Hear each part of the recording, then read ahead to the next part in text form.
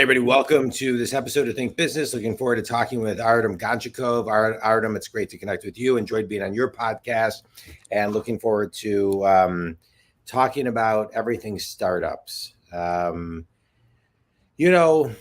Startups are not always easy. Most people know. I have started companies. One was a success, and we sold it and went public. Another we had to close down. I started my coaching company. It's been almost 10 years. There's some wins, there's some failures, lessons learned along the way. And so as somebody who works with startups, what's the most important thing that first year? All right, John. Thank you for having me on the show. Yeah, of course. Pleasure is mine, and thanks for the opportunity to speak about this topic. It's actually pretty impressive that you say that you went public and sold a startup. It's actually very few companies able to do it. Statistically, only 1% of the startups actually do that. So that's a big deal. Congratulations on that. Now, the life of a startup's normally the first year is the most difficult because you're going to be dealing with problems like getting the customers, having the product market fit, trying to figure out the right product market fit, trying to understand how to not lose all the money along the way, and trying to understand how to build the proper go-to-marketing strategy. One of the biggest mistakes most of the startups make, and that's sometimes not a mistake, it's just because of the awareness. They don't know that they need go-to-market strategy. So they're just trying to release the product. They quickly figure it out. No one wants to buy their product, or the product they thought is good actually is not that good. So they don't do enough like market assessment, market research, trying to understand who's the right target audience, and what's the behavior, what's the sentiment, what's the journey, how would they use that product on a daily basis. So the first year is it's very inspirational, the first year, and your goal as a startup is to release that product as quickly as possible, but not rush it without understanding who's going to buy it, who's going to use it, how the people going to use that. So most of the problems happens because of product market fit and the lack of go-to-market strategies for most of the stuff. Yeah, it's so interesting. We're talking the first year. That's kind of a lot of the stuff you do before you launch. And some of the stuff, and it's interesting. I want to talk about this because sometimes you can do research and everyone's like, yes, absolutely. I would buy that. And then you go to market and nobody buys it. And so, what do you really need to listen for to determine if you have something, A, that somebody will buy, and B, what someone will actually pay for it, right? I think that's the key. Yes, I would buy that versus what I would pay for it are two totally different things. And sometimes can be the difference, in dollars, like minimal dollars. Mm-hmm. That's a very nice one. So there is a difference, of course, between customers and users.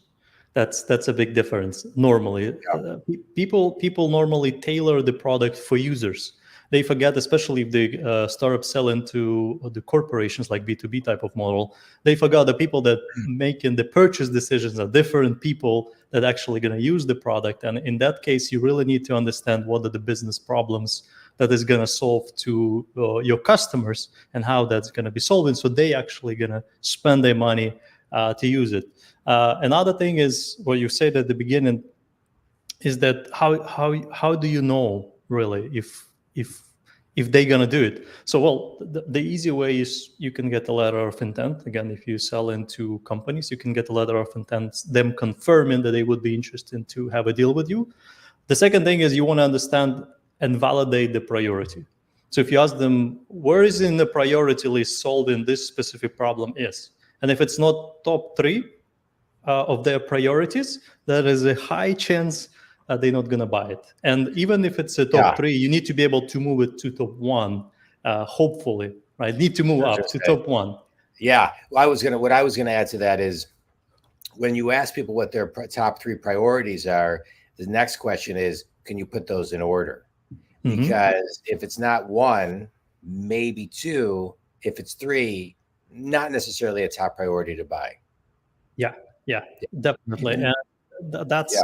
that's the biggest challenge, the perception of many companies, because there are two different ways to go about startups in particular, like selling your stuff. First, you have a specific problem. Hopefully you are qualified enough to talk about the problem and solving that problem, and you can find people that have the similar problem, and you kind of go talk to them and figure out, like, would they want a solution to that problem, right? And then you build that solution, bring it to them, and they're like happy, they buy in your software. Let's say you're buying your product that will solve a specific problem.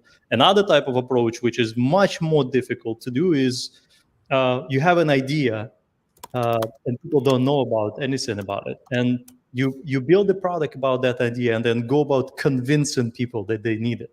So most of the startups, they start with like idea, and they try to convince the world that they need that, and that is very, very difficult to do. So I would rather recommend any company, any startup, is to go the first model, which is find a problem that you can solve, learn along the way or process of building the company, building the product, validating the market, understanding customer needs, building the customer centricity culture, trying to figure out how to build a purpose-driven business.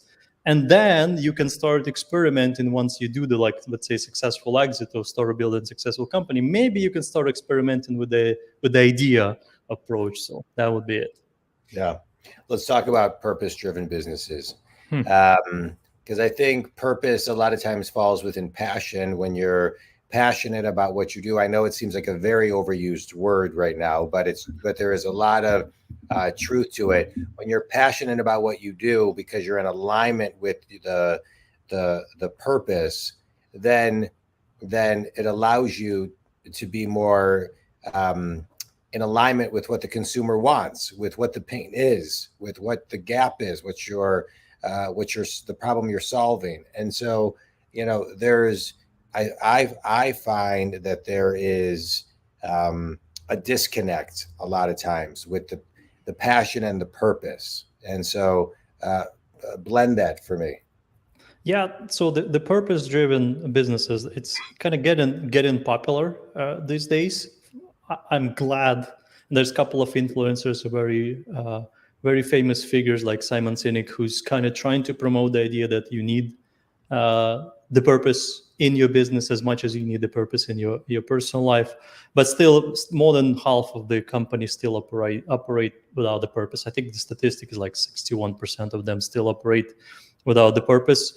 And what ends up happening is that if you don't have a purpose, that is influencing the way you make a decision about your business and what you do with your business. Because if all you want is to make money, which most of the business start these days, because of the gig economy and fast money type of culture, is just to get rich really fast, and no one think about any other purpose rather than just getting fast.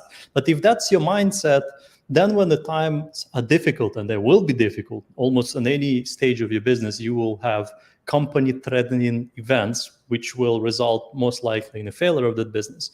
If your purpose is just to making money, you will always prioritize decisions that will either sacrifice other people's in your business or sacrifice the customers, and then you will be just hoping to make more money, and that's eventually is the very bad road to go through. So if you have a purpose and you base your decisions based on that, either the personal purpose or the business purpose, then it becomes easier to make certain decisions. Sometimes some of them will be difficult decisions. So I do highly recommend to start with your personal purpose, and then hopefully kind of influence your business with the purpose too. Yeah, make it one. Let's talk about, as you're talking about morphing, let's talk about scaling. I think a lot of times we see companies that scale beautifully, and then we see others that scale too fast and have to either scale back or go out of business. And so what is from your perspective, Artem, what is the secret to scale? The secret to scale, what I see in my experience working with like small startups, like couple of people to hundreds of people to tens of thousands of people corporation, The secret to scaling is structure and foundation. So those companies that scale too fast, most likely they haven't built the right operations around it. They haven't built the right processes. They haven't figured out the right way to communicate with the customers, with partners, with employees. So the secret to scaling is the proper foundation. It means you need to understand what it is. Like it's how you're going to manage your people, how you're going to manage your customers, how you're going to manage your, as I say, partners, how you're going to make decisions, how you're going to, let's say, utilize new opportunities, how you're going to go about it. Like simple things, like even like, again, very specific example, what's your infrastructure strategy? Like how you're going to scale infrastructure? How much capacity do you need? It's very easy to start breaking things up and losing reputations when, let's say, your software is not available because you forgot that you need more capacity for the infrastructure. So building a solid foundation is the key to scaling the business. And I'll add one thing, which is you got to make sure profitability is there. Yeah, I would say profitability is important, but maybe for the start in a startup world, reaching profitability, of course, is key, but maybe not the most essential. It's also could be because of your scaling strategy, because you might not be profitable for very long time. Depends how aggressively you want to scale and how confident you are in your growth strategy. So profitability is essential, but I wouldn't say for some of the startups, maybe they can postpone the profitability. Like Uber was not profitable for many years because they've been going aggressively after each and every new market, just trying to invest and reinvest more money in the growth. And they've been successful at that. I think they just started to be profitable very recently, despite being on the market for a very long time already. So definitely. So what would one suggestion be to make sure that people kind of catch themselves if they're, hungry to scale, they want to build, but their instincts are telling them to slow down? What's one recommendation you would give to them? You want to talk to your customers to understand and get the feedback from them. Yeah. So it's not about it's less about being ready internally, which is also important. As I say, the foundation, the structure should be there, but more importantly, you want to talk to your customers more to understand if there is more signals, if they want more. What's the current state of them using, let's say, your product? Are they liking any specific things in it? So you want to have that feedback loop going on all the time with your customers.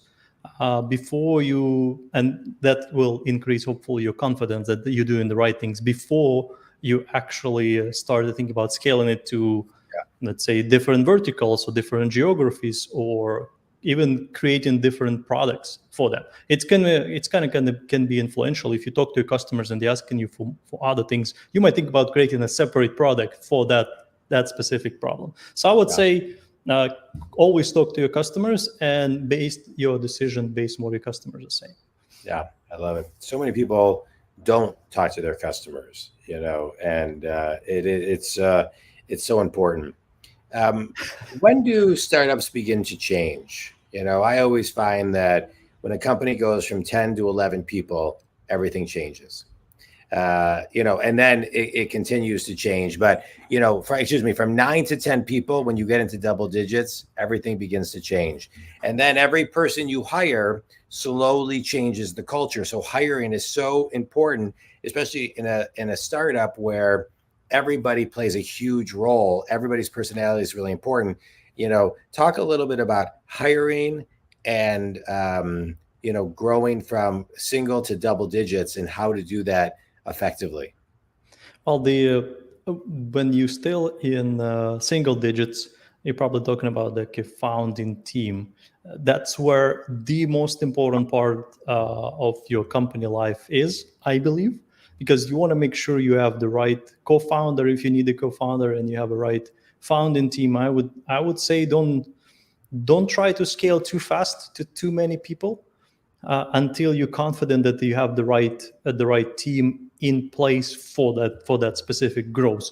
More often than not, even every investor you can talk to, they will tell you the number one thing or top three things they will be looking for in the startup is going to be people and founders. So sometimes they go crazy about assessments for founders, behavioral assessments, psychological assessments. They want to make sure that the team is right for success. So for the single digits team, it's super important to have a good team in place before you start scaling. And when you start going in double digits, it's all about leadership engagement.